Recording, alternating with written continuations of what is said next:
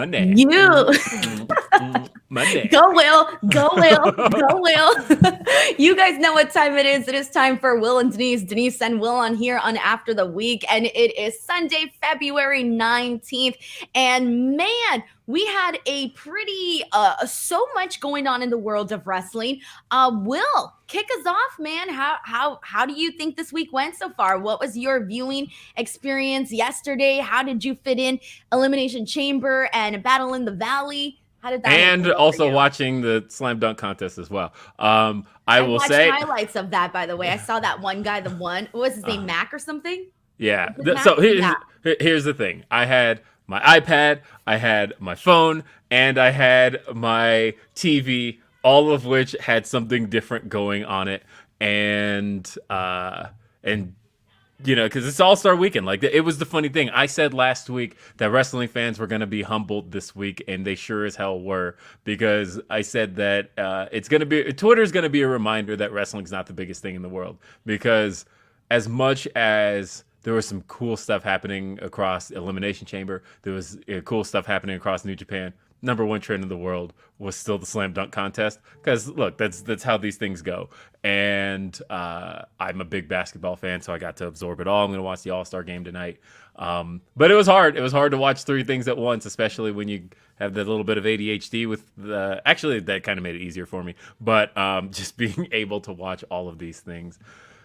But it was a good weekend. How was yours? You really just. I checked in on your watch along every once in a while, because there's times where I'm like, I didn't like that. Wonder what Denise thought. And I'm like, oh, I don't have, like, sometimes I'll just text you. And most of the time I will text you during the day, right? Yeah, you knew I wasn't going to be on my phone, right? Right. Yeah. But I'm like, oh, I know how I can find out. Let me just open the stream. And then I'm like, seeing your reaction. Because I legitimately thought, like, a good example, Women's Elimination Chamber. I thought, I didn't love that.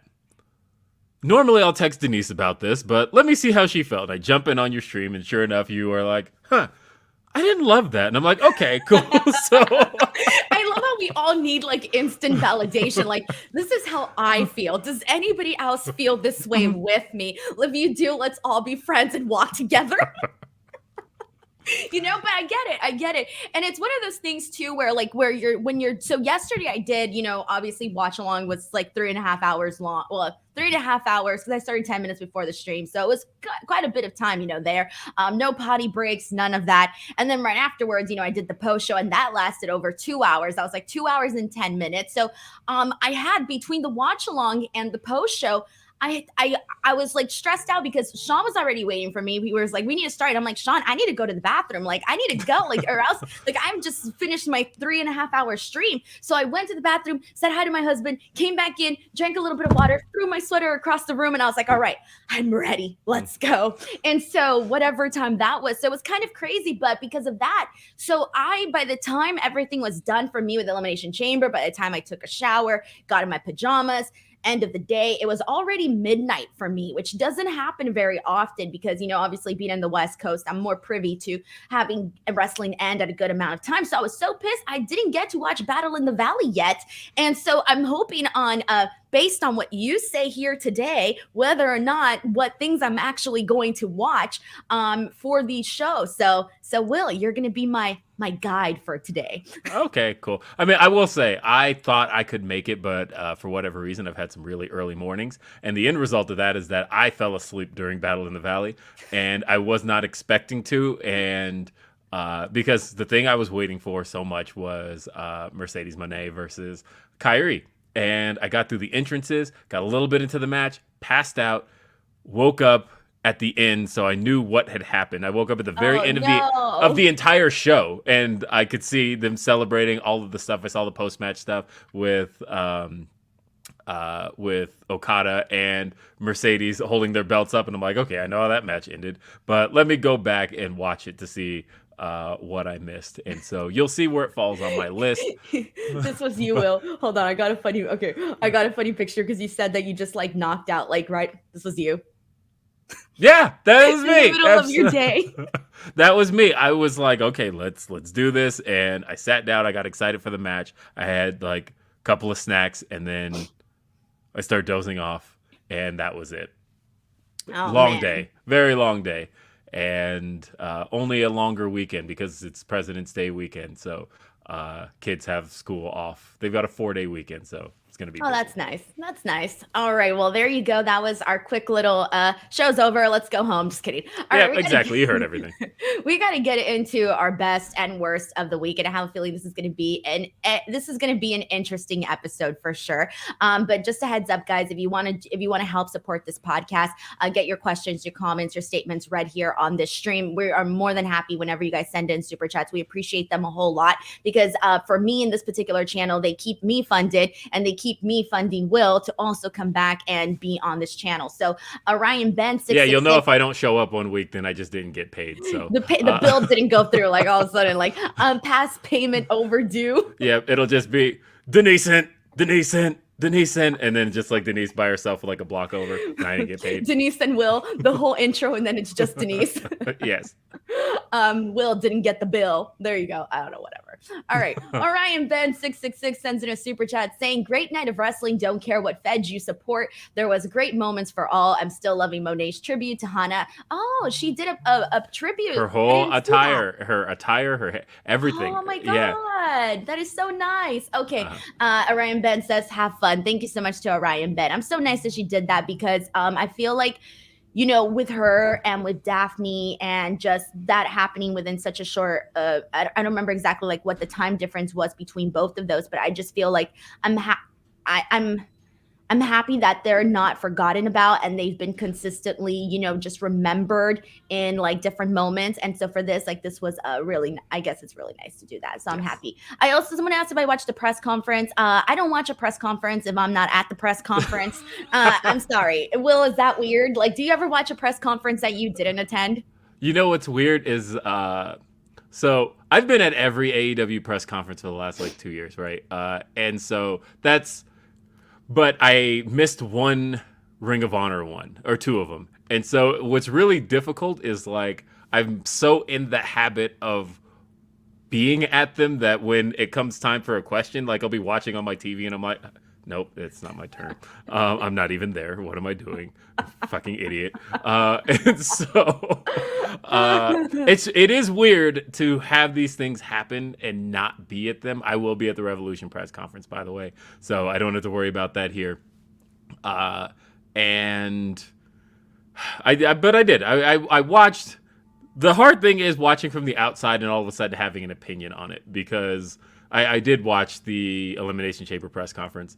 I'm watching all of the controversy around questions because, look, you know, well, when it comes to that, I'm just gonna say this: if you ain't there, that's not. Don't worry about the questions. I'm sorry, but it's like people go there with different reasons and have different things to ask. Not everybody's gonna be there for the exact same reason, and so like when people have issues with the questions, I'm like, if you're not there, go take yourself there. You can get there. Yeah. Ask so your own questions. I feel so that's my thing. I don't watch just to criticize, honestly. Well, that's what got me here was I feel like no matter what you do, this is the lesson here for anybody who's aspiring to do press conferences, to be a part of wrestling media, any of this.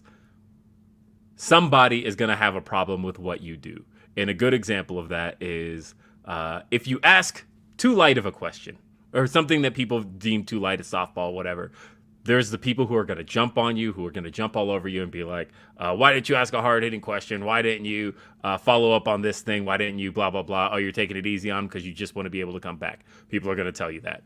And then last night, I thought Brandon Thurston had a very reasonable question when he asked about the sale. He asked Hunter straight up about the sale, right? And I see tweets saying, why is he asking about that? That's irrelevant. He should be asking about Elimination Chamber. And I thought, there's no winning. There's no winning. There's no winning with these people. So at the end of the day, just ask what is relevant to the content you produce. That's what I feel. Yes, thank you. Because people go there with different purposes. You have local media. For example, when we were there for, what was it, Royal Rumble, we had a lot of gaming media there.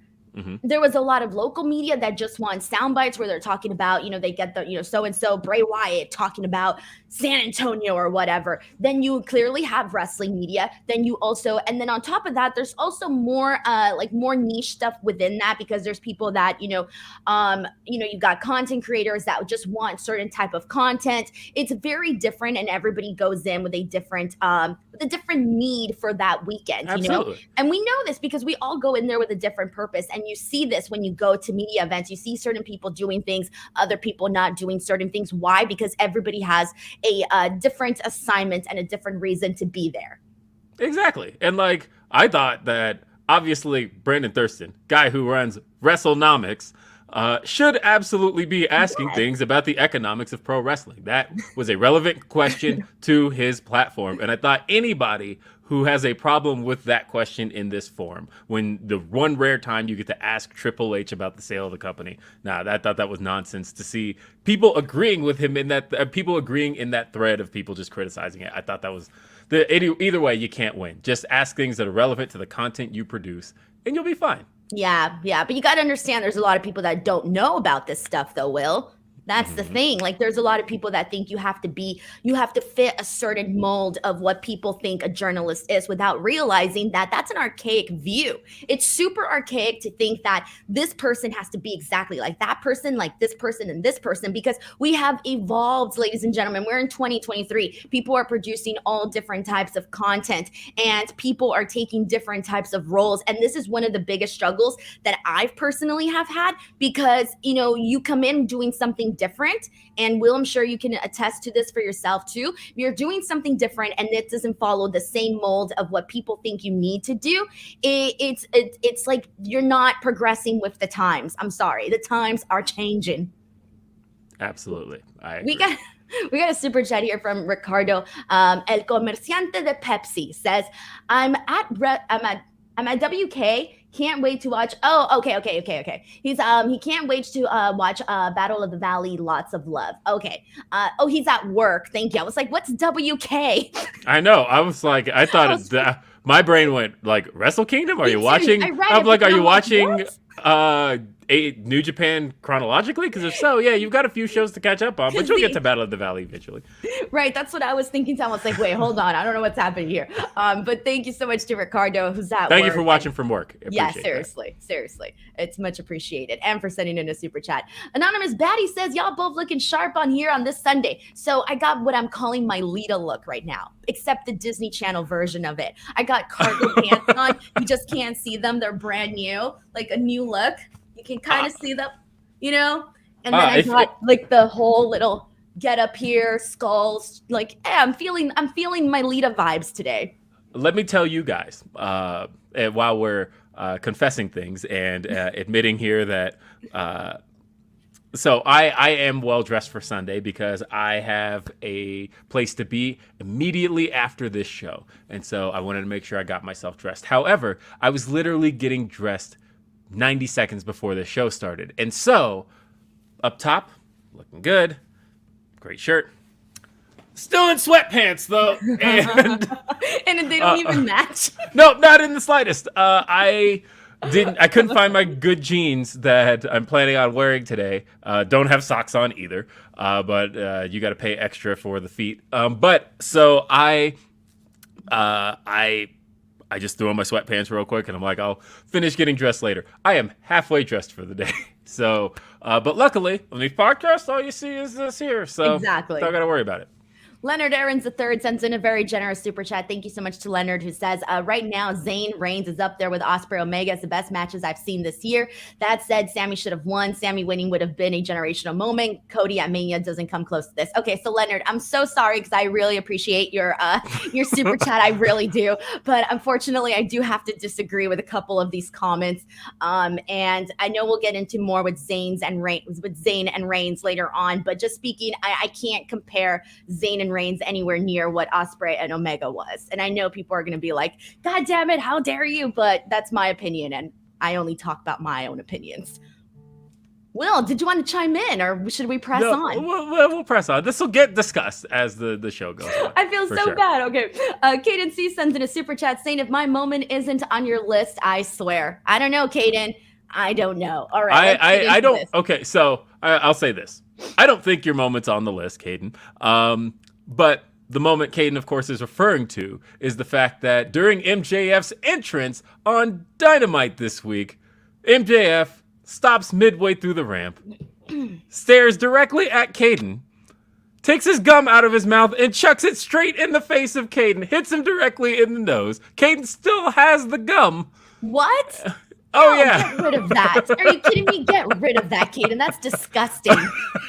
That's disgusting. Not on my list, Kate, but I will say that was probably one of my biggest pops of the week. Literally because I told the story day after Dynamite, but I was not paying attention whatsoever. I was like, MJF's entrance hits, and I start kind of scrolling my phone, like, just catching up on some of the takes of Dynamite.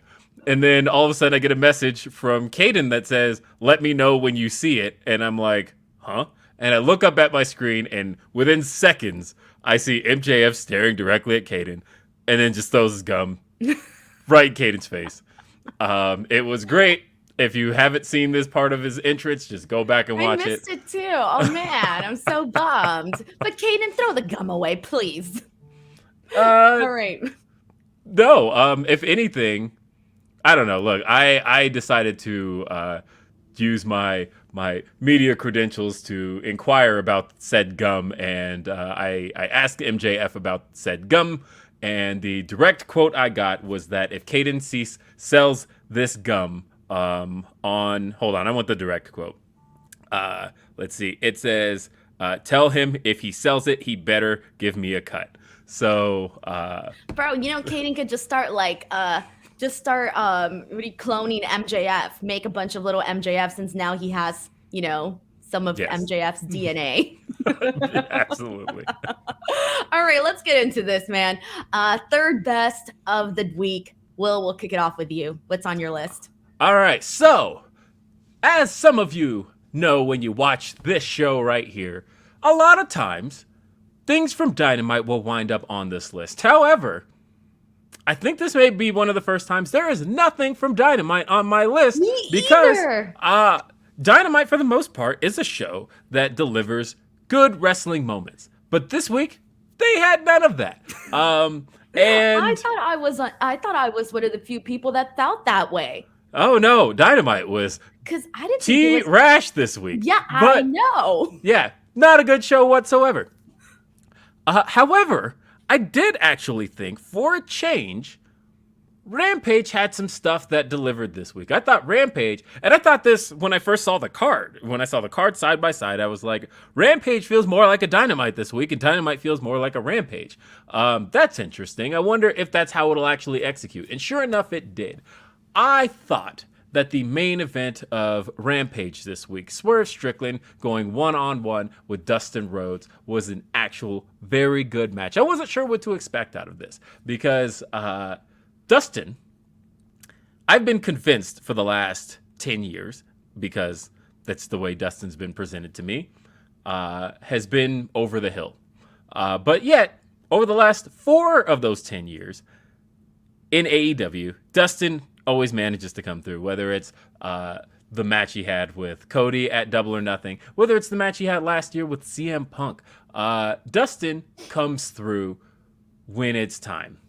And, of course, Swerve Strickland is somebody right now who has something to prove. He has something to prove in wanting to establish himself as a top-tier main event heel specifically in AEW.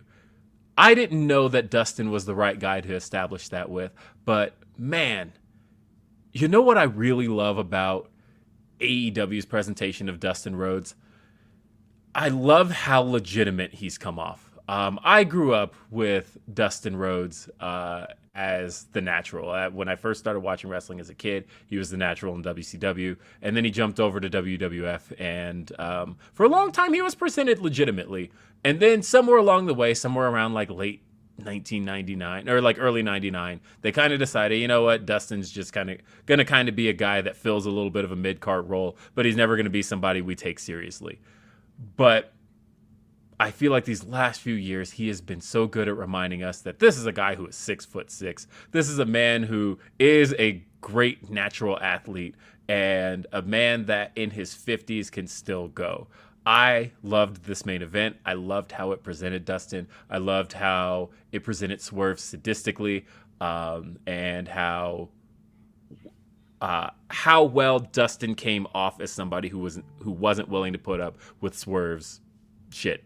Obviously, we got to see Dustin bleed. Look, that's a thing that these Rhodes boys do best. If in WWE, if they're handing out fines for bleeding, I almost feel like Cody Rhodes at WrestleMania this year should just take the fucking fine. Your WrestleMania payday is going to be big enough. Take that $20,000 and let it go. Bleed for us. Anyway, though, the natural Dustin Rhodes, I thought, looked great here. But Swerve also looked like $1 million in this match as somebody who was willing to do whatever it took to put somebody down. He sold Crossroads so well that I'm almost annoyed that we didn't get Cody versus Swerve at any point. We've seen it. We saw it in Defy, but we haven't seen it on TV in any way. And the way Swerve took that Crossroads, almost like a no-handed cartwheel, I still feel like I want to see that match. We got the DQ finish because at the end of the day, Dustin almost had it won. But then Parker Boudreaux had the interference. But just talking about this specific match, I even thought Parker looked better. I thought Parker looked better than he's ever looked. I thought that, hey, somebody told him, stop doing the Brock stuff. You're not Brock Lesnar. Stop. Because I thought that the offense he laid in on Dustin actually looked pretty dang good. I thought everybody came off well here. This was a great way to end Rampage and send us into some of the All-Star stuff. I loved it. So here's the thing. I was looking, and when I was preparing my list for today, I was thinking the same thing of like, man, I don't know where I'm going to fit. If there's anything back on Dynamite that I want on this show on my list today, and I went back and I looked at everything that happened on Dynamite, and I was like, man, I'm not feeling absolutely anything. Like now looking in terms of the entire week altogether, sometimes there's things where I might have not added them on the list, but then I decided to be based on everything else that occurred. But I legitimately thought that AEW Dynamite this week was just not good.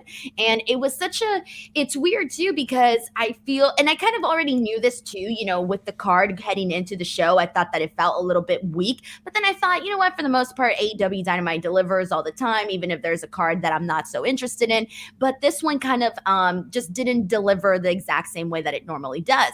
But I'm like, okay, fine, it's not the end of the world, because most of, Dynamites have been very, very consistent, especially the last 2 weeks the 3 weeks prior to this past week, we've been seeing a lot of really good matches and whatnot. Things have been pretty good.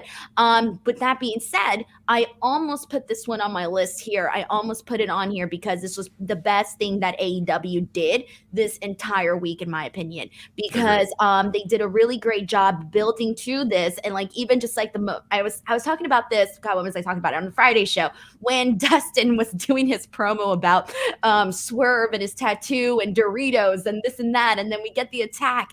I loved all of that. I thought all of that was really fun. I love how they did that. And then at one point when both Parker and Swerve are beating up on Dustin and they bring out the cylinder block, and commentary starts bringing up how this is a cylinder block that took out Keith Lee. At this point, it was pretty much cinder block. You mean? What did I say? Cylinder. Oh, sorry. It's absolutely not a cylinder. Whatever. Cinder block, whatever. My brain's whatever. Okay, so the cinder block, he brings it up. And at this moment when, thanks, Will. I'm trying to get back what I was trying to think of here. Okay, so he brings out the freaking block, and then afterwards, the commentary is mentioning how this is how they took out Keith Lee, right? So for me, I'm thinking at this point, okay, it's very obvious that Keith Lee is going to come out. So Keith Lee, I love the attack from behind. The new look from Keith Lee was pretty interesting. He's got silver hair now. And I'm like, all right, cool. You do you. I don't know how I feel about it totally. I know. I'm not sure how I feel about it either. I don't like Keith. It aged him a whole lot. It aged him a whole lot. And honestly, I don't want to be a bitch about it and be like, your hair doesn't look good. I don't like Keith Lee without a beard. I'm just going to say it. I think Keith Lee needs a beard at all times. And every time he has shaved his beard, I always have this little sense of disappointment. Keith Lee, you need your beard. As a matter of fact, I would have gone the opposite direction. If he was going to do the lesser hair thing, bigger beard is what I would have done. Do a Rick Ross look, full beard, shaved head, Keith Lee. That's what I would go for. Yeah. So the look, I wasn't totally sold on it, but you know what, Keith, you do you. For me, I thought that this was, like I said, probably on the better side of things, what they did with AEW. And I'm curious to see, where are we going from here, Will? Do you think we're going to see a tag team match? What was the Revolution picture look like to you? I feel like they have to go with the one-on-one Swerve versus Keith Lee. I don't know that's That's happening. What I was thinking too, because that's what I originally thought. But once they incorporated Keith Lee into this, I'm thinking, okay, well, then you clearly have to have Keith Lee part of this. Mm-hmm. I don't know, but I still feel like I'm left wanting more between Swerve and Dustin. Yeah, I think, honestly, I would pay that match off on Dynamite. I think that's the biggest audience you could put it in front of. I think go one more time, Swerve versus Dustin on Dynamite with some kind of stipulation, and then Revolution go Swerve versus Keith Lee one-on-one. Got it. Okay. And we got a super chat here from Sheldon Jackson who says Roman versus Sami was like the M. Night Shyamalan movie last night. A great build-up during the match, but the ending was a massive disappointment. And we'll talk more about this later on today. And Mr. CJ Lilly says, hey guys, looks like Alexa's out of WrestleMania for the second year while she's healthy, and it seems like a creative choice, not hers. This is her last one as her contract ends next March. What's going on? I don't know exactly when Alexa Bliss's contract ends, so I can't even comment on that because I don't know. But I feel like right now it's not too out of the question that Alexa's out of WrestleMania. We still got a couple of weeks to go, and we're still piecing together this, her role in this whole stuff with the Fiend and all of that. Any thoughts, Will, Fiend expert? Look, I don't know what's happening with her and Uncle Howdy. I feel like all of that just fell off at Royal Rumble and hasn't been referenced since. I don't know that there's a spot for her at WrestleMania. That's the thing, is I always find myself disappointed in people's lack of presence at WrestleMania if I felt like there was a place that they should have been. But at the end of the day, Asuka is the person who should be challenging for the Raw Women's Championship, absolutely. I tweeted yesterday that I think it's interesting that they have nobody from SmackDown to challenge Charlotte. They literally had to pull Rhea Ripley from Raw because that's kind of how dire SmackDown's women's title picture. Even for Bray Wyatt, when he had to be like, oh, well, I challenged someone from Goldberg and Bobby Lashley. Brock Lesnar and Bobby Lashley. Yeah. So it's very interesting as far as that's concerned. But looking at it, there are so many other women on the roster, because I would still say, I would make sure I'm finding a spot for Becky Lynch. I want to make sure I'm finding a spot for Bayley. I want to make sure I'm finding a spot for, now it's looking like likely Damage Control versus Shayna Baszler and Ronda Rousey. And it's as we're working our way down the women's roster list, Alexa isn't exactly all that high up for where she's been the last year as far as finding a place for her at WrestleMania. It sucks that there isn't a spot for her, but at the same time, I'm thinking, but what would that spot be if there was? Right. And unfortunately, given what we saw between Alexa and Bianca both times, it didn't leave me wanting to be like, oh, yeah, Alexa should be in this match against Bianca. That was not, a WrestleMania match that I would want to see, just based on what we've seen previously from their Raw match as well as their pay-per-view match. We got Ricardo, who sends in a super chat saying, going to Dynamite on Wednesday. I hope it's not trash. No, like I said, I feel like it's not very often that you get a not so great version of Dynamite. I think for the most part, they're a pretty consistent show. I think this past week's, I had mentioned on Day After Dynamite this week that I was like, was this past week's a chicken or the egg kind of situation? Because the card wasn't great going into the show, but also neither were sales figures for tickets in the show. Was it one of those things where they looked at it and went, well, you don't exactly have a great crowd this week. Do we burn a great show on a so-so crowd? Because this week is in Phoenix. It's the first time AEW's ever hit Phoenix. It's the first time they've ever hit Arizona. And it's one of their better attended shows, at least ticket-wise, of the year. I can't help but wonder, being the first time in Phoenix, and it's a major arena, it's an NBA arena, it's where the Suns play, are they going to give them more of a show worthy of a crowd that's going to have that kind of attendance? I have a feeling they will. Thank you so much to Ricardo for also sending this in, and have a good time at Dynamite. And let me just catch up with everything. Kaden C sends in a super chat saying that crowd didn't deserve 2 returns, says Kaden.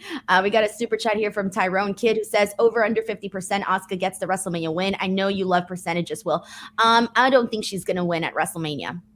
I do. So I'm going to say 70%. I'm going to say right now, mine is like 2%.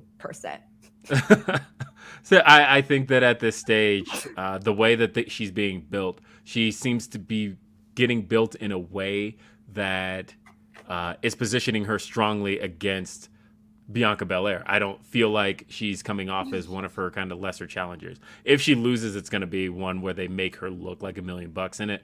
But I think they didn't go with this new presentation, new music, new all of this to have her lose this soon.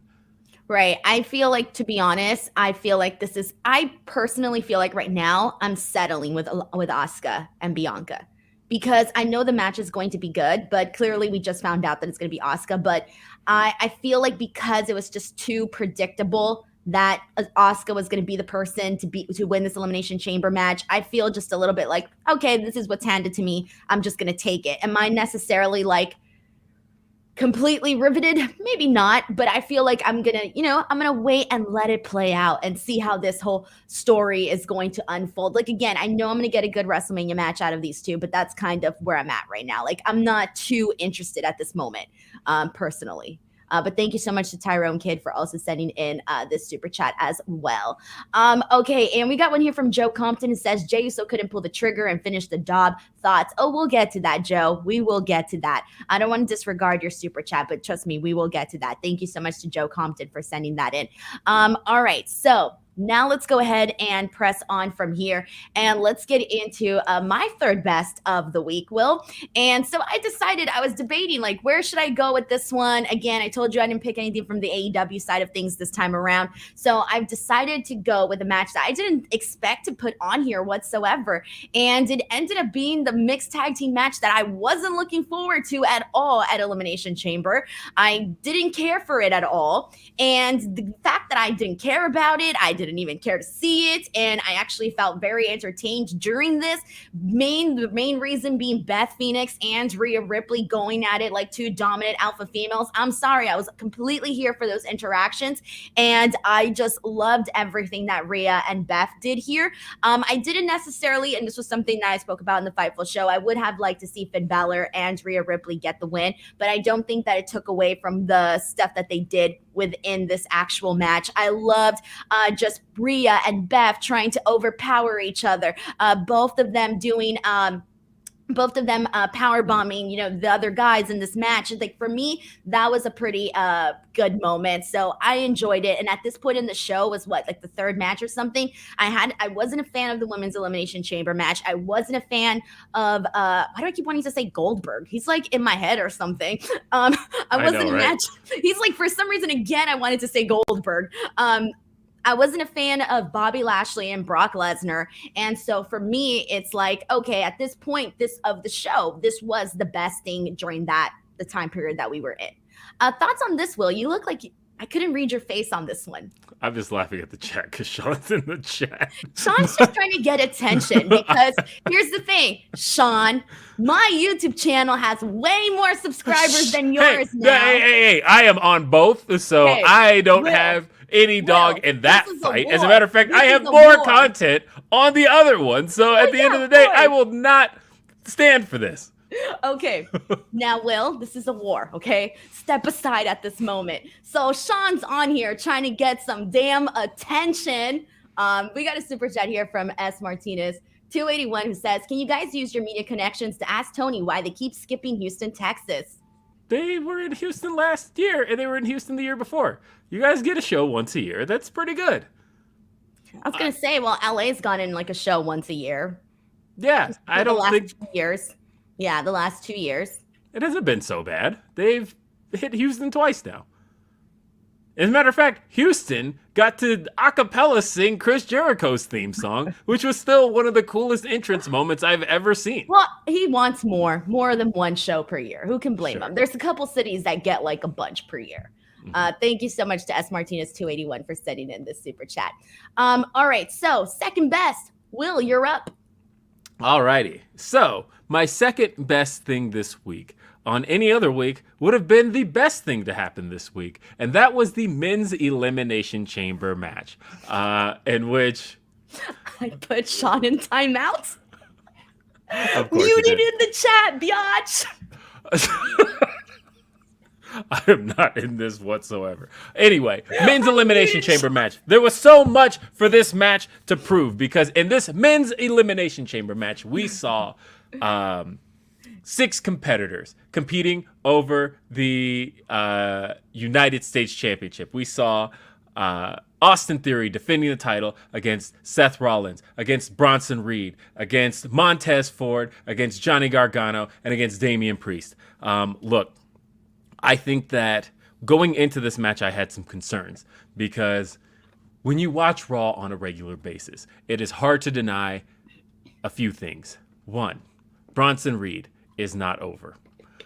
2, an even bigger crime, Johnny Gargano is not over.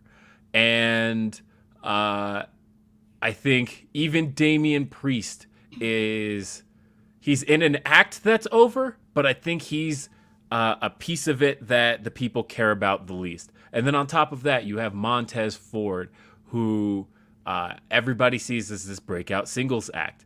And I say all that to say that all 4 guys in this match had something to prove.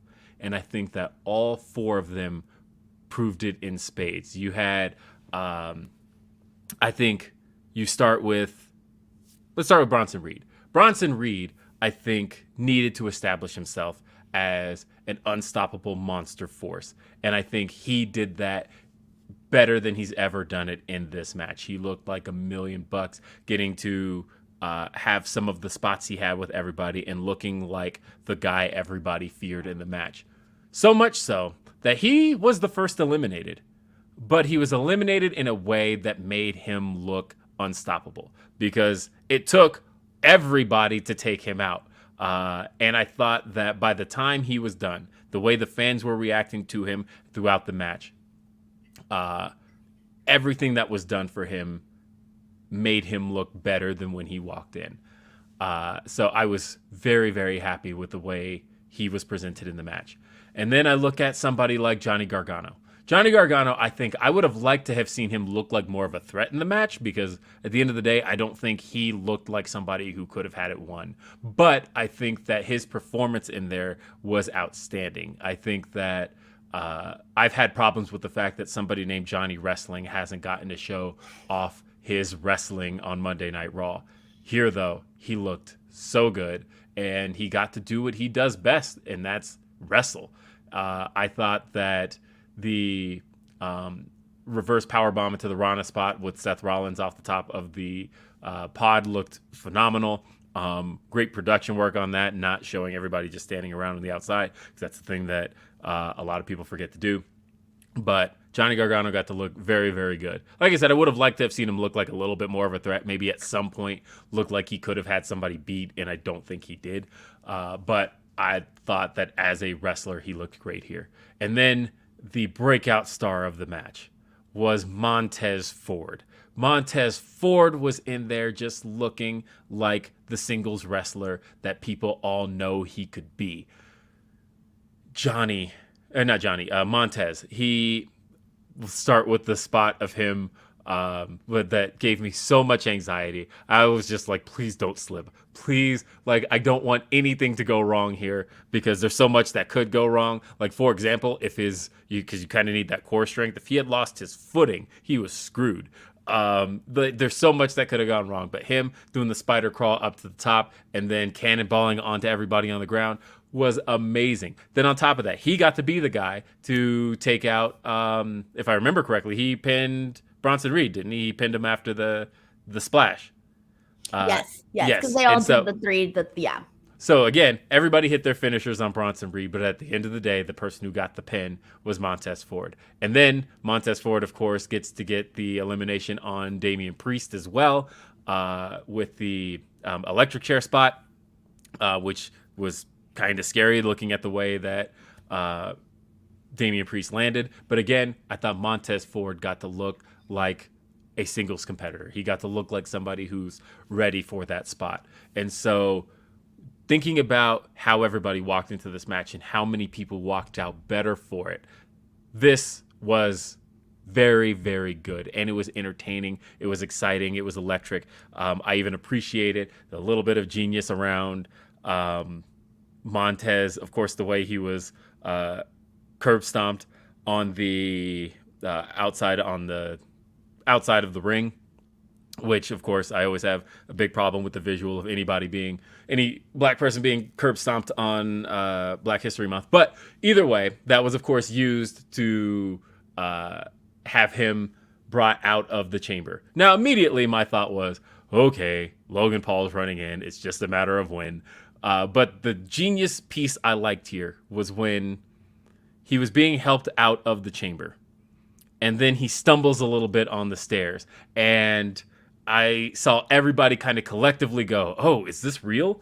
And then you realize, no, it was really just to keep him in a spot to keep the door open. And so that allowed for Logan Paul to run in. I would have liked for Austin Theory to have gotten a cleaner finish. I think a common theme at Elimination Chamber was that it was full of really shitty finishes. And I think across the board on the major matches, when you look at the main event, when you look at Brock versus Bobby, when you look at this chamber, the finishes kind of sucked. But I think that this was the finish I hated the least here.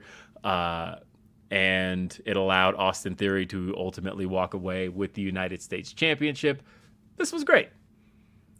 I'll talk more about this in a second. Caden. Oh, was my prediction at the beginning of the show correct, or before the show? Possibly. I forgot what it was. What did you say? I said my gut feeling is that my number 2 is your number 1. Oh, we don't know that. Caden C sends in a super chat saying, any thoughts on them going back to Austin so soon, plus a match, plus in a much bigger venue, blood and guts potentially for one of their best crowds. Thoughts on this? Well, yeah, we kind of talked about the fact that, and I'm specifically talking about with Caden, that, AEW has run Austin, Texas, pretty much since the beginning of AEW. I think it was February of 2020 they first ran Cedar Park, Texas. I want to say it was February 12th, 2020. But then they've been back to that crowd ever since. It's one of their best crowds, and they did recently announce that they're going to run Austin, Texas proper, and it's going to be at the Moody Center, which is one of their newest venues, if not the newest venue, I think. It's a much bigger venue than they've typically run in Austin, Texas. I could see them, well, what date is that? That's May 17th. Oh, my anniversary. Let's see. So if it's May 17th, that's a couple of weeks away from Double or Nothing. I could see that being the show where they do a blood and guts match. Maybe they could. It is one of their best crowds. It's always one of the loudest for sure. Last year sends in a super chat saying Riho returning soon. Jade versus Riho. Yeah, there's, that was reported by Dave that he put out there that we can look to expect Riho coming back. Think about Jade though, but that makes sense considering how much Would Jade. Be interesting. And the thing Jade keeps talking about is wanting better opponents, wanting somebody who is at her level. The first ever AEW Women's World Champion. That's not bad. That's actually really good. I like that. And you could do kind of the Rey Mysterio vibe because she's so much bigger. Yeah, she's so and Riho's so tiny. I'm in. Give me Rey. I don't want anything else. I need Riho versus Jade Cargill now. Well, so here's my thing. And when it comes to a lot of the Jade matches, I really wish that they would switch things up because I feel so many of them are pretty much exactly the same. And so if you were to do Jade versus Riho, I don't even need Riho to defeat Jade. Like, I don't even need it. I just want to see a different match for Jade as champion. So personally, like, I love the whole mention of, doing like the Rey Mysterio thing with them, because clearly the size discrepancy is going to be, the big thing to talk about with this. But I just want to see them mix it up a little bit more with Jade's competition, and Riho would be a fun one. So thank you so much to last year for sending that in. Much appreciated, a whole lot. All right, I'm trying to catch up with everything here. We got one from Hero290 who says Mecedes Moné wins the IWGP Women's Championship, and I'm pretty sure we'll be talking about that in a little bit as well. All right. Is it on your list? That's cool. Here we go. And let's get into Did I already do my second best of the week? No, I'm next. All right. For my second best of the week, I was trying to think like, okay, what did I really enjoy from this week? And one of the things that I was thinking about was the Sami Zayn Cody Rhodes interaction on Raw. All Yes. right, I let's felt go. like this moment could not be not on this list because, and oh God, where do I even begin? The Cody Rhodes Roman Reigns storyline and the Sami Zayn Roman Reigns storyline has sort of, kind of come together now because of Cody winning the Royal Rumble, heading into this match, and just the whole entire conversation surrounding all of this. And so, with this specific moment, for me, I think what I most primarily enjoyed about it was that going into the match, everybody was like, okay, we know Roman Reigns is going to defeat Sami Zayn. That was very crystal clear from the beginning. But I think what they did here, at least for this particular night, I think that they did a really good job of casting a little bit of doubt in some people with the way that Cody Rhodes was kind of, Sami Zayn calls him out and asks him, I want to know if it's true what you said last week. Like, do you think that I can defeat Roman Reigns? And this kind of led to Cody Rhodes saying, like, it doesn't matter what I think. What matters is what you think. And then this kind of is a little bit of a pep talk sort of from Cody Rhodes. And then finally we get Sami Zayn, going off saying that he believes he can do this. He believes he can do that. He believes he can main event WrestleMania against Roman Reigns. But then he also talks about how Roman Reigns has been so dominant and blah, blah, blah. And he's seen the bloodline get away with things and all of this. And one of my favorite parts in this was when Cody Rhodes said that Roman Reigns was just a man. And that part, when Cody Rhodes said that, I was like, ooh, that is so good right there. I really, really liked that. On top of that, when the closing portion of this, when Cody Rhodes told Sami Zayn, I don't want to see you at on Raw next week. I want to see you at WrestleMania. I thought that the way they just laid this whole thing out and seeing both Cody Rhodes and Sami Zayn interact in this manner and the back and forth here, I thought this made for very compelling television. I was completely interested in what Cody Rhodes was saying. I was interested in what Sami Zayn was doing, and I thought that it added to Sami Zayn and Roman Reigns for Elimination Chamber, just maybe having some people go, like, what if, right? Because you want to go into a match, even though we knew that Roman Reigns was going to defeat Sami Zayn, you want to go into a match feeling like maybe there's a possibility that we can be surprised or something crazy can happen. And so I did think that Sami Zayn and Cody Rhodes on Raw did just that for this matchup here. Agreed. I liked all but one thing about this promo, but for the most part, I thought that everything in this promo from Sami Zayn and Cody Rhodes was very good. I think that it even, there was one little piece of it that did something that I don't even think that fans realized they let happen, but by cheering it and letting it go. But there was this kind of big brother, little brother energy to this promo in a way where Sami needed Cody's convincing that he could be the one to beat Roman Reigns. But I don't think people realize that what they did in this process was establish that Cody is the guy and that Sami is a step below Cody. And I think that the way that the fans kind of played into that and chanted, you can do it and all that at Sami legitimized Cody. It made Cody look like the one that, is the sure bet. Sami is the one that we have questions about, that we had questions about. He was like a little bit insecure, maybe not so confident. Yeah. Right. And I think that they did a phenomenal job here legitimizing Cody here. I had one thing that I hated about this, and it wasn't on the fault of Sami, wasn't on the fault of Cody. It was on the fault of the arena, Barclays Center in Brooklyn, New York.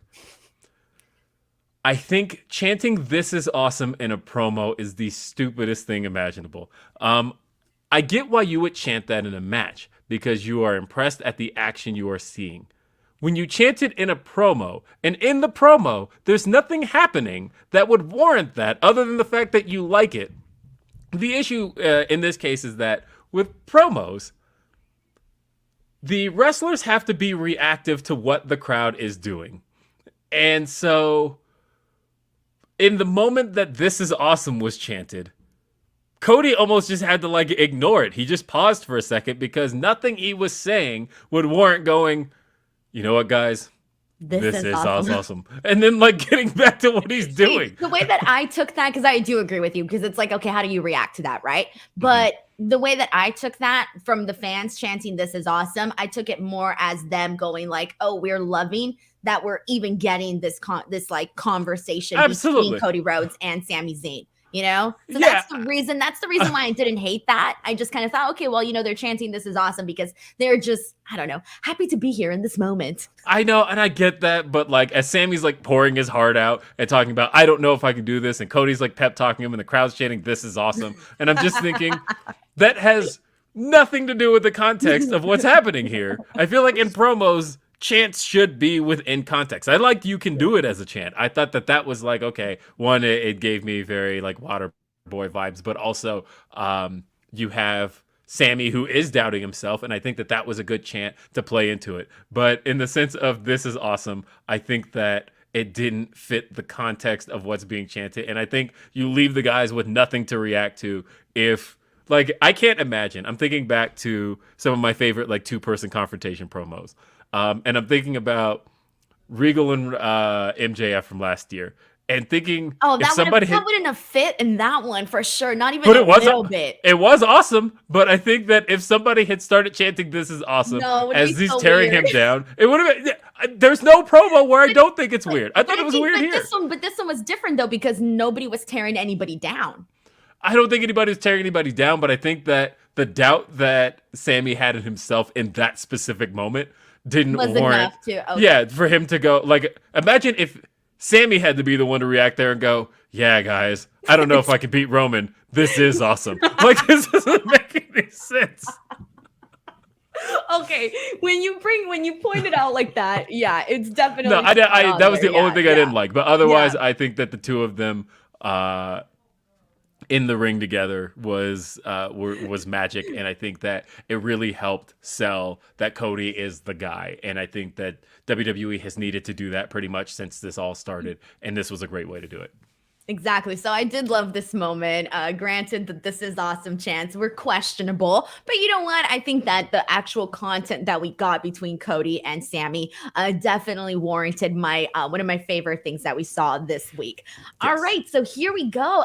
It is now time for worst of the week. And Will, you're up, dude. What is your worst of the week? All right. Really had to think long and hard about this one, because I'll tell you, this was a rough week for referees. And so there's a lot of like referee shenanigans stuff that I probably would have thrown on here. I almost wanted to go with the Brock Bobby ending, but at the end of the day, there was one particular thing that happened this week that I just can't get over being incredibly stupid, and that was Saraya and Toni Storm at the end of the triple threat match at the end of Dynamite. Saraya spray painting Toni Storm's ass for her to do the Sweet Cheeks music. There's so many questions I have here, such as, one, what did they think was going to happen here? Did they think that the paint would, like, you just see the green paint just like kind of cloud into the air, so it really from a certain angle looks like a cartoon fart from Toni Storm. So that looked bad enough. But then did they think that the paint was gonna like stick to her tights, and then at that point it would put an imprint on Britt Baker's face? Had that worked, I might have actually not had as much of a problem with this as I did. But this just looked stupid. I was actually getting into the match before this happened, even though I looked at the clock and went, there's only like 4 minutes left. And I think that this just brought the match to a halt. It brought the finish to a halt. I get that these matches are supposed to be no disqualification, but like, that doesn't just mean you let a fourth person into them. You probably should still keep that under control.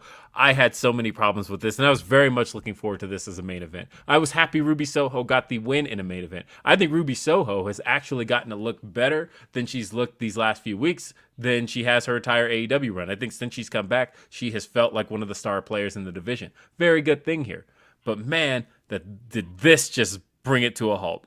I don't know what anybody was thinking here when they put this together. If this is like Saraya and Toni Storm's idea, please stop them from having these ideas. If it was somebody backstage's idea, maybe try it first and see how it looks before you decide to do this on live TV in the main event. This was just awful. I didn't like it at all. And this was a bad week, honestly, for triple threat main event women's matches, because I didn't like the Raw main event either. But I think that this spot trumped it for being my worst of the week. And here's the thing, like, I feel really bad because everything that they've been doing right now with Saraya and with Toni Storm and all of this, I feel like a lot of it has been more misses than hits. And it kind of, you know, even from like the very beginning when we were talking about Britt Baker and Saraya and, you know, their feud and how one person was supposed to be the babyface, one person was supposed to be the heel, but yet it was opposite. And then we fast forward and, you know, we're getting Saraya and Toni are first supposed to be the baby faces. And then finally we get them to turn heel. I personally feel like a lot of it hasn't been run very smooth. It hasn't been a smooth transition. It's been a bumpy road with the whole entire story that they've been going with this. And I feel bad because Saraya has been getting like a lot of negative backlash for a lot of what's been, you know, failing in terms of her story in AEW since kind of the beginning. And it almost seems like nothing has been working necessarily too great. And I hate saying that because I'm a fan of Saraya. There was a lot of stuff that I liked, but I recognize that they were not, you know, universally loved. And I get the criticisms for all of that. And the thing with the spray paint, I like the idea of them using the spray paint to, you know, obviously just incorporate it into their heel and also heel work and all of that. I get it. But for some reason, it just isn't hitting at all. And I think that they're overdoing it. So when she did it on Toni so that she could then do her, you know, her hip attack and all of that, for me, it was one of those things that I'm like, was it really necessary? Maybe not super necessary. So because of that, I agree with you. I didn't think that this was good at all. And I just really feel bad because I think that they could be doing so much more. Like, remember the reaction that Saraya got when she came into AEW and had her moment? I feel like we could be getting such good stuff, but so far this isn't it. And I feel bad, but the Ruby Soho thing, I've been really struggling to get into Ruby Soho and what she's been doing on AEW. It's been a big struggle for me. Like, I was not into the stuff that she was doing with Ty. I wasn't a fan of any of that. And when she came back afterwards and, you know, we kind of picked up where they left off from, I didn't care. I almost felt like, you know what, like, I get that they never finished this thing off, but I just didn't have any interest in it before. I didn't have any interest in it afterwards. And so for me, a lot of the stuff that they've been doing here has been a miss for me, which kind of sucks because I don't want to see that. I want to see stuff that, you know, clearly I'm interested in it, but right now it's not grabbing my attention. And what's worse is that because this was the main event spot on Dynamite, there's like different standards that you need to meet, especially for a show that already wasn't necessarily that great. Well, Denise, are you ready to burn the world down? Oh, I'm ready. So here we go, because I'm about to just like light up this stream. So get your chat ready, get your chats ready, get everything going. So burn it down. So when it comes to worst of the week, here's the thing. I feel like you can go one or two ways, right? You can go with something that was stupid, like you mentioned, something that was dumb. And there was a lot of stupid, dumb stuff that we saw play out throughout the week. You know, one of them being Bobby Lashley and Brock Lesnar. I thought that was complete and total butt. Like the way that they ended that, I didn't like it. Same, you know, I could sit here and tell you how I didn't like, you know, a lot of some of the stuff that they did for the Women's Elimination Chamber. I agreed with Will on his worst of the week. However, when it comes to something, do I go the route of something that I may not necessarily care about too much, or do I go with the route of something that I did care about? So I've decided to go with the route of something that I did care about, that I did not think met expectations and fell flat. And so my worst of the week is, hold on, let me pull up my little thing. My worst of the week is going to Roman Reigns versus Sami Zayn at Elimination Chamber.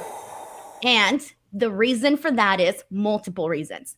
One, I cared about this going into this. This has been the best thing that they have been doing. The story has been phenomenal. Shit, we were just talking about Sami Zayn and Cody Rhodes and everything that they did on Monday Night Raw, and God, the reaction that Sami Zayn was getting in Montreal for SmackDown, all of that, because I cared about this and because they had an opportunity here, Will. We're always talking about some of the greatest moments and reactions. And the reason I was personally looking forward to this match was because I said it had the big fight feel. We knew Roman Reigns was going to defeat Sami Zayn. That's fine. We knew that. But I think at the end of the night, there was no reaction from people. I think the fans were truly waiting for something special to happen, a moment, so that they can grab it and, hold on to it and do something, like react to it. I thought that the ending fell completely flat in the sense that, so we had the match. There was a lot that I liked in the particular matchup, but I was still waiting for it to kind of, really peak, right? Like really have this peaking moment. Did it peak? Not necessarily, but I thought, okay, fine. You know what? I'm more interested here in the story, and I want to take that element into it. When they had Jimmy Uso come out and do the attack, and afterwards, we're thinking, okay, clearly Jay's going to come out. Jay comes out, and they have this whole moment where, is he going to turn on Roman Reigns? Is he going to side with Sami Zayn? What's going to happen here? What direction is Jay Uso going to go in? And instead, we didn't get Jay Uso making a definitive answer. And this, to me, was the moment. And this was the big disagreement that Sean and I had on last night's stream that got us into like a 1-hour argument about it. But I still stand by. I really do think that they dropped the ball on capitalizing in this moment, because if they do the turn with Jey Uso, or even Jey Uso siding with Sami Zayn, whatever direction they choose to go in, if they do it in some other crowd, it's not going to meet this. It's not going to hit the same that it would have had they done it in Montreal. This was a once in a blue moon opportunity to really grab a hold of this moment, seize the opportunity, make the fans feel like they saw something big time happen. Instead, they dragged the moment out. They teased a bunch of different directions here, but didn't actually go with anything. And then finally, Sami Zayn accidentally, takes down Jey Uso. To me, that was incredibly lame. I felt that they were in this storytelling that we got for this match. I felt that WWE was afraid to actually do something here. I feel that they were trying to extend the moment way too much when the moment was now to do something. And at the end of this match, I had no reaction, Will. I didn't feel like applauding. I didn't feel like screaming. I didn't feel like booing. I didn't feel like crying. I didn't feel anything. I was just like, oh, that's it. I was so hyped up for this, and I feel they dropped the ball. Now, I know that this has gotten the internet wrestling community upside down, but at the end of the day, this is my opinion, and I just don't think that they necessarily seized the moment. 3 things. 1, not just your opinion. Leonard Aaron says, thank you, Denise. Absolutely nailed it. The story's over to me. Sami and KO beating the Usos won't be close to Sami beating Roman in Montreal. Becky says the Sami-Roman match was an overbooked mess. 2 ref bumps, really? And kind of going back a little bit to my worst, we had another one from Jared. Was from Jared that says, everything about Saraya feels so Divas era, her style of wrestling, though that's probably due to her neck, these storylines, etc. Nothing is elevated. I'm hoping that she gets, because a lot of people get some of their best work out of Sky Blue. Jade Cargill is a great example of that. I'm hoping this week's Saraya versus Sky Blue is something where she gets to prove it. Anyway, so I gave you 2 of my 3 things. My 3rd thing is... and Chaos Control says, Denise, I was letting you cook, and you chefed up some valid points. All right. Denise Salcedo. Why do I feel terrified? I feel like you're going to hit me or something. Will, what are you going to do? What are you going to do? Where are you in this argument? I think you are a brave individual, and I respect your opinion. That said, okay. I will say, as far as this match was concerned, this crowd was incredible. I think that when you think about, we talk about AEW crowds all the time and how active they are, how into the show they are, and how, man, it's crazy how WWE has that many people at their shows and they can't sound as engaged as a Dynamite crowd does. But this was one of those cases where they had a sold-out crowd, a massive crowd in this arena, and they sounded engaged in everything that was happening, particularly in the Sami Zayn versus Roman Reigns match. And I think that that is something that can't be understated. These fans were way into this. I think that the match was a great, dramatic Roman Reigns match. And I say that in the sense of like your mileage will vary, because I know that there are some people who are very, very sick of this type of match that feel like they're not as, you have to have essentially a taste for what Roman Reigns does in matches to like his type of match. I understand that. But really, obviously, the big discussion here is the ending. And I have to say, I'm mostly with you on the ending. I thought that WWE was in a position with how much the crowd was invested into this, how much the internet was invested in this, how much anybody you talk to who watches professional wrestling was invested in this. They were in a position to deliver something. And I feel like they kind of coward's way out of this, all of it. I feel like they didn't let anything have any sense of finality or any sense of a decision being made. It felt like everything here was inconclusive by the time we walked out of it. We had so many questions, such as, and any one of them could have been answered. Can Sami Zayn defeat Roman Reigns? Will Roman Reigns put away Sami Zayn? Is Kevin Owens going to reunite with Sami Zayn? Whose side is Jey Uso on? Those were all the questions going into this. Not a single one of them was answered. And that was the problem I had here. I feel like if you weren't going to have Sami Zayn win, honestly, I would have had the balls to just have him lose clean. I think the ref bumps and leaving and having it look like Sami had it won, that just strengthens the fans' idea that they wanted Sami Zayn to do this. I don't think that's a good idea. I think you should have left that one open. I think that Jey Uso, if the match is going to be the Usos versus Kevin Owens and Sami Zayn, I think that you should have had some kind of decision made on Jey Uso, because having him accidentally hit by Sami Zayn and then disappearing for the next 10 minutes didn't do anything for anybody. And then Kevin Owens coming out and kind of making the save, but then just sort of walking off.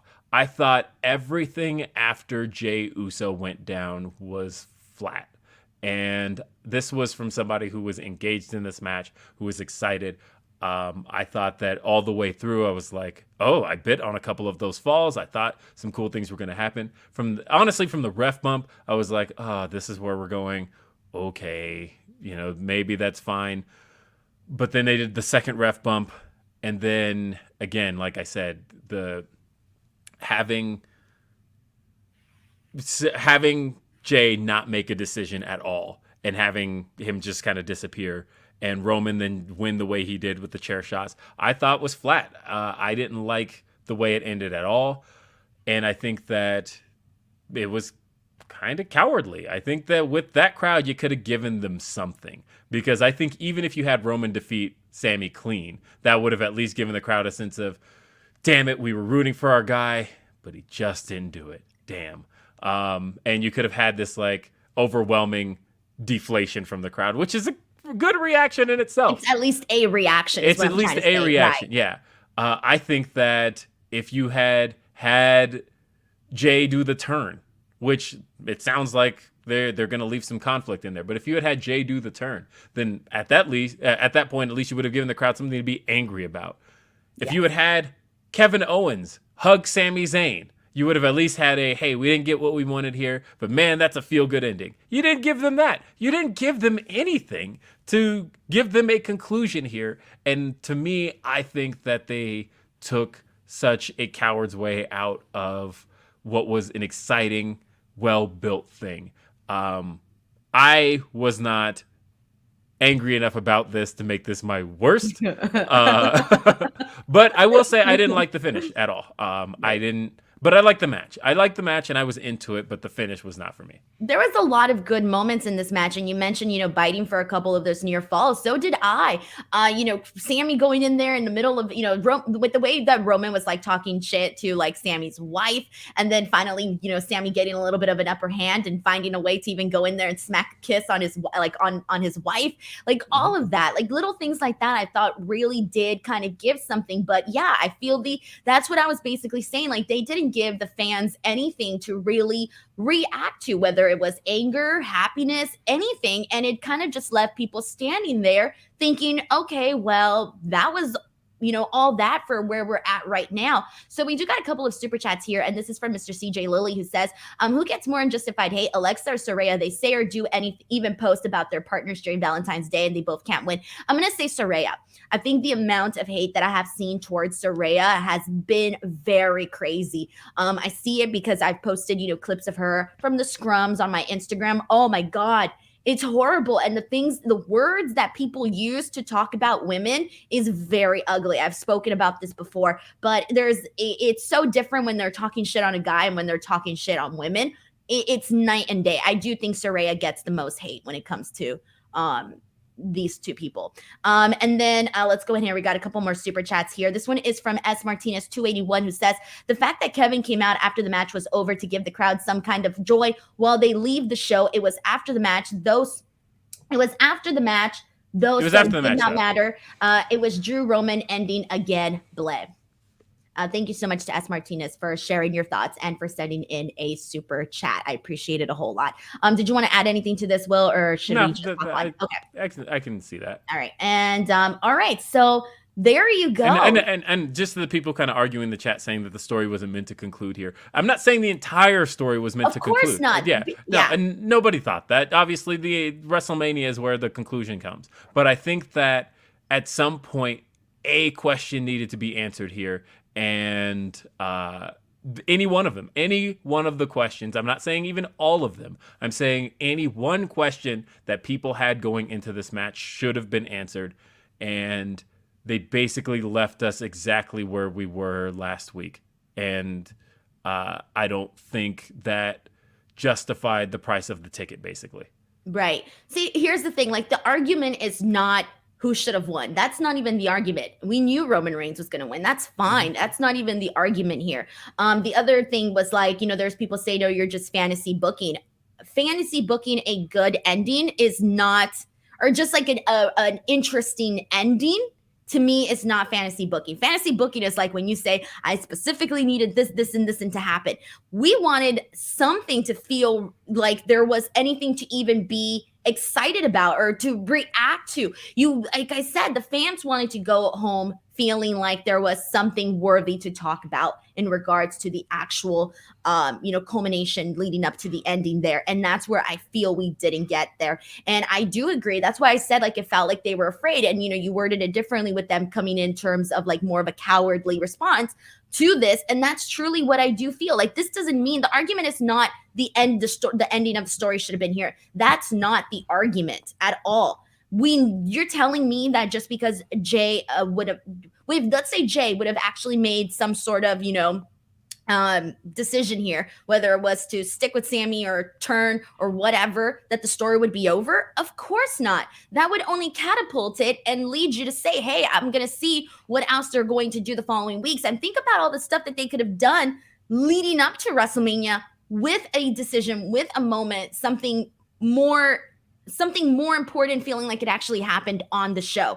And I don't feel we necessarily got that. And so I feel like sometimes people don't necessarily understand what the argument really is here in regards to why a lot of people, because there's a lot of people that are really torn on this. I'm seeing the conversations online. There are people that are like, well, let's just let it play out. And then there's people that are like, well, no, like this was a moment to actually seize the opportunity and do something more definitive with it.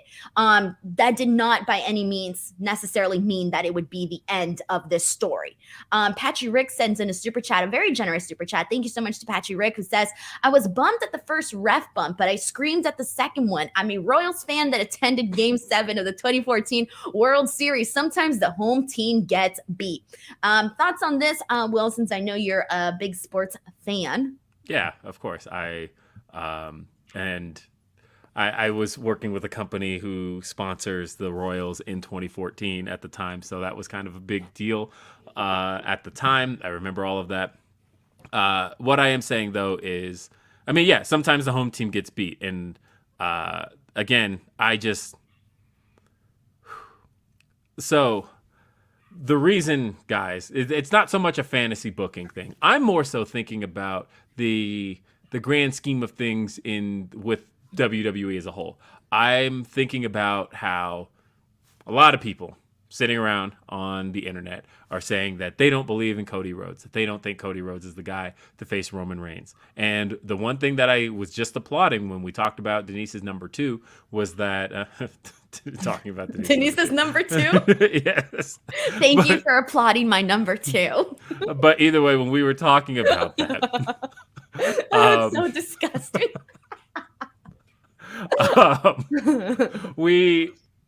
I mentioned how I loved the way that segment removed a lot of the doubt around Cody and made him seem like the guy here.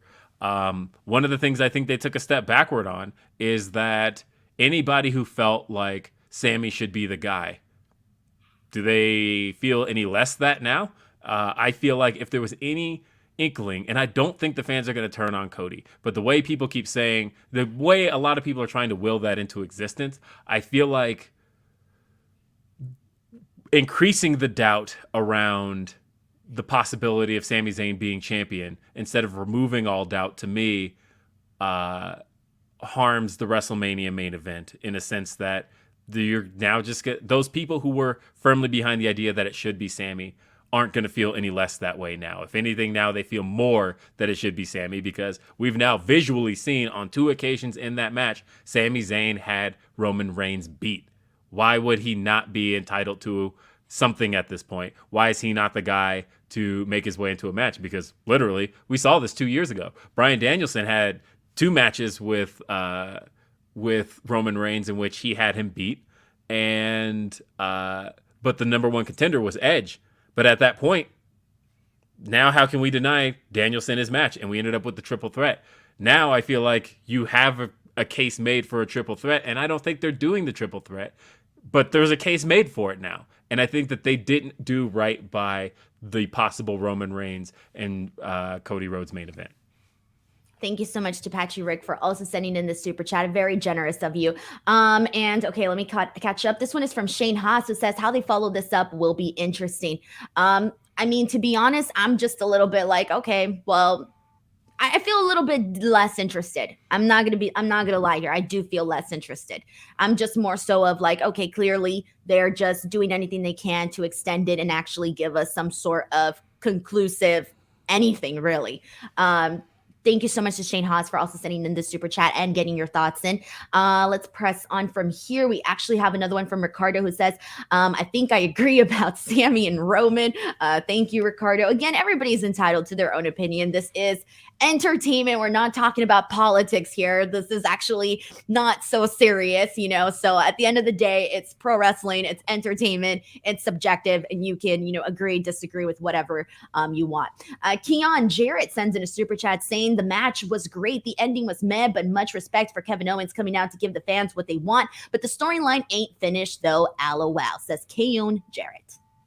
Thank you so much for the super chat as well. Did you have a thought on this one? Well, sorry. No, I'm ready for number 1. Okay. Sorry. I know we're going a little long here. All right. Number 1, Will, you're up first. What is your best of the week? Monet. Monet. Look, here's the thing. How do you do that? You can't beatbox? No? Okay. Well, that is a thing I've spent my entire life doing, and that It's just the thing I do. But look here. I can't do it. Watched Battle of the Valley the entire night. I watched it from what was supposed to be the beginning, but guys, that show took 45 minutes to get started with some technical errors. I heard. But you know what? Once we got to Kairi versus Mecedes Moné, worth it. Absolutely worth it. Starting with the entrances. Of course, this was smaller venue, but at the same time, it was a packed house. And if you ever needed proof of who sold out this house, a lot of the matches didn't have the crowd reactions that this one did. But you can tell that a lot of non-New Japan fans were in the building and were in the building to see Mecedes Moné. Look, some great stuff happened on this show. We actually saw, I thought, a great match between Eddie Kingston and Jay White. Eddie Kingston defeating Jay White, and a loser leaves New Japan Pro Wrestling match. After that match, he was jumped by Dave Finlay, and I thought, that was only okay. Jay White was. But other than that, it was a good goodbye to Jay White, and you could see tears kind of coming down his face as he took the pinfall, and I was like, oh, that got me. But Mecedes and Kairi had something to prove here, I think.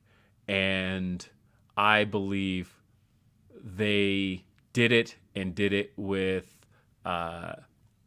in the biggest way possible. I think the match was ambitious, it was exciting, it was electric, and it was creative.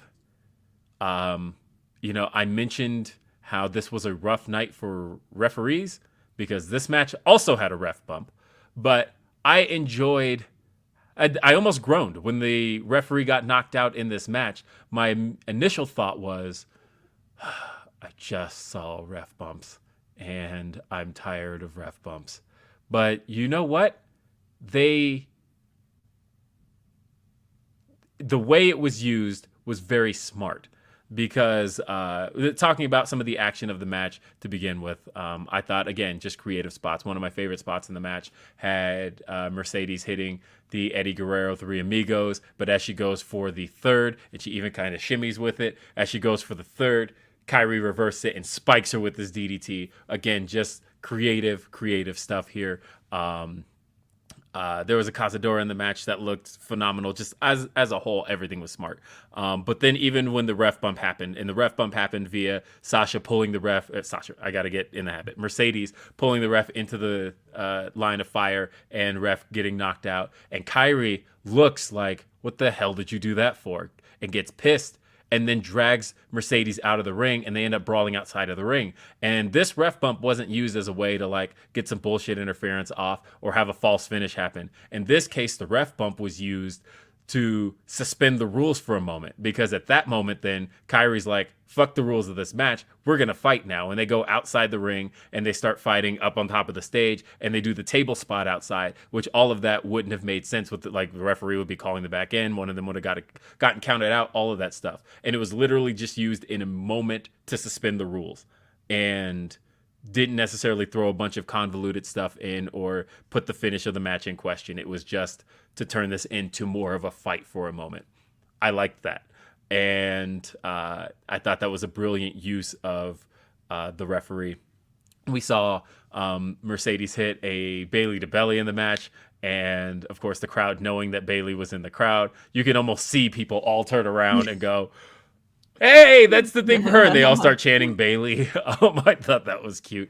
But then, of course, in the end, a very finish that people were kind of giving Mecedes crap for before, I think she pulled off flawlessly.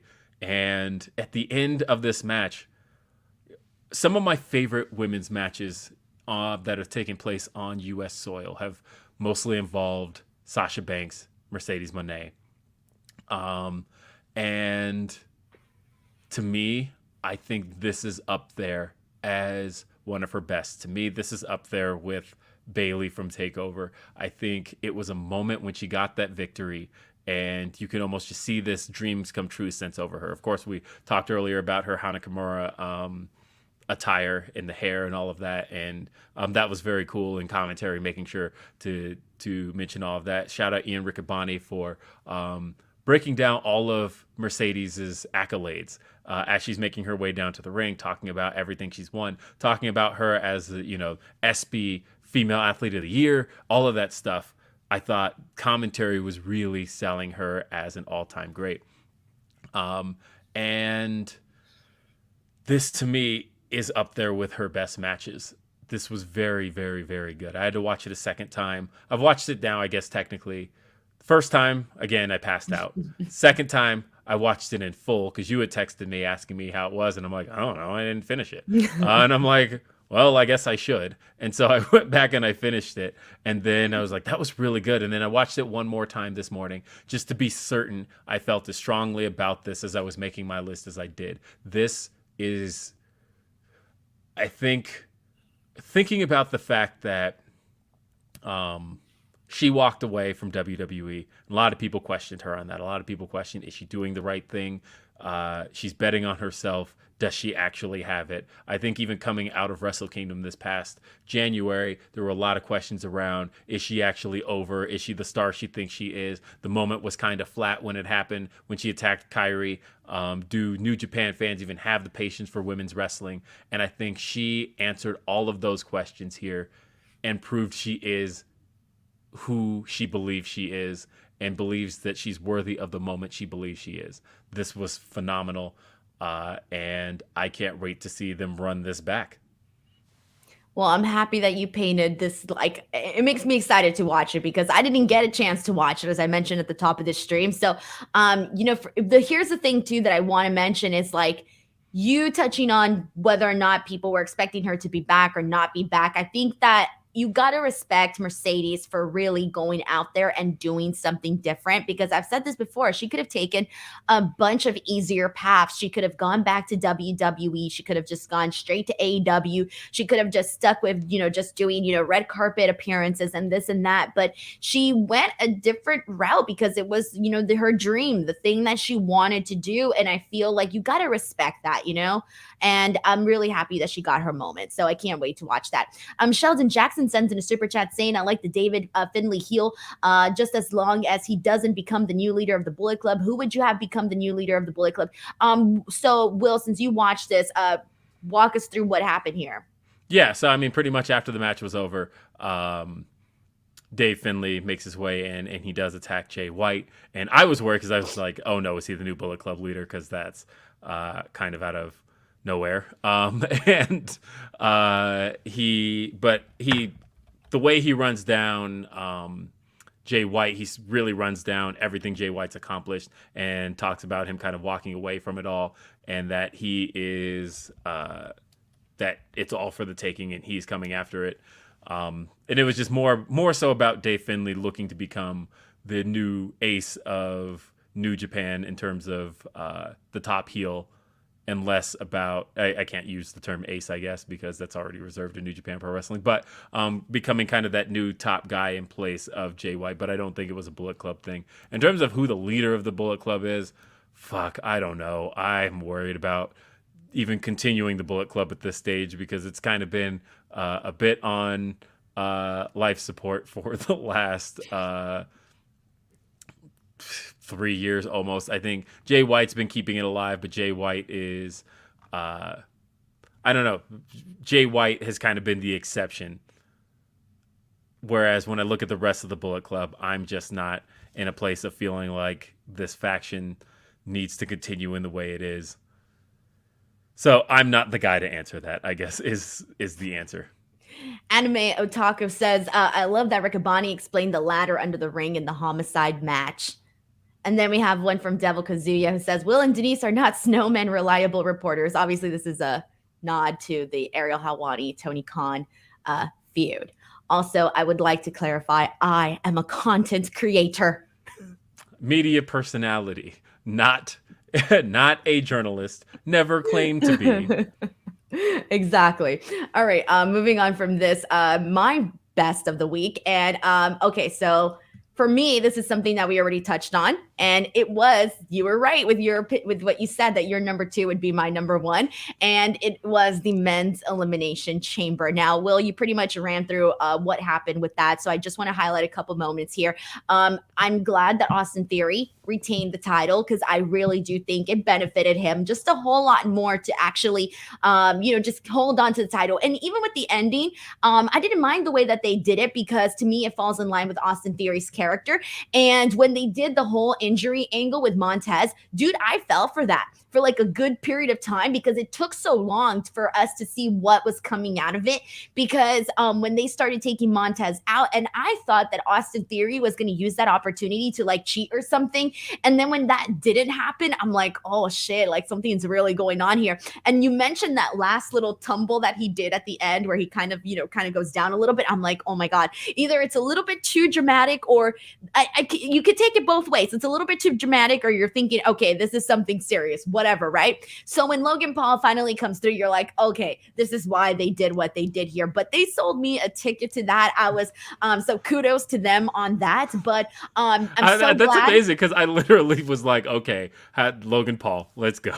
Yes, like that was my immediate thought when he stumbles. I was waiting for a bit. I'm like, okay, should I be concerned right now? Like, what should I be? They would have kept. There's a couple of things, because I guess it's just one of those, I have too much experience with this kind of things. But my 2 thoughts were, if there was something actually wrong, I think they would have kept the cameras off and not on. Yes. And then on top of that, my thought was, depending on what's wrong here, if you think it might be a concussion or a neck issue or anything along those lines, you would not be helping this man to his feet. You would be carting him off.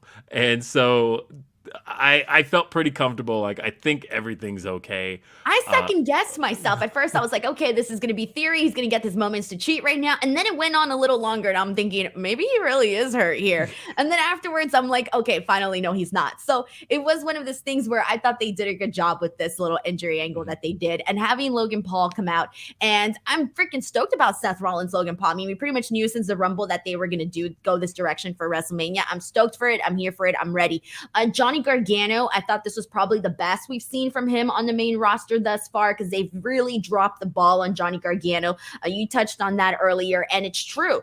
I need them to present Johnny Gargano a lot differently, because he can go, he can have these great matches. But I mean, everything that they had him do with The Miz and Dexter Lumis, all of that was so lame, and it really, really bogged down Johnny Gargano, especially given that he had just came back into the company, and you wanted to see, I think everybody was like ready, like, oh, finally the small guy that was never given an opportunity because of his size on the main roster, he's finally going to get this opportunity. And now we get this whole thing with Dexter Lumis and The Miz. So that was super lame, but I'm glad that Johnny Gargano did have a couple of great moments in this matchup here.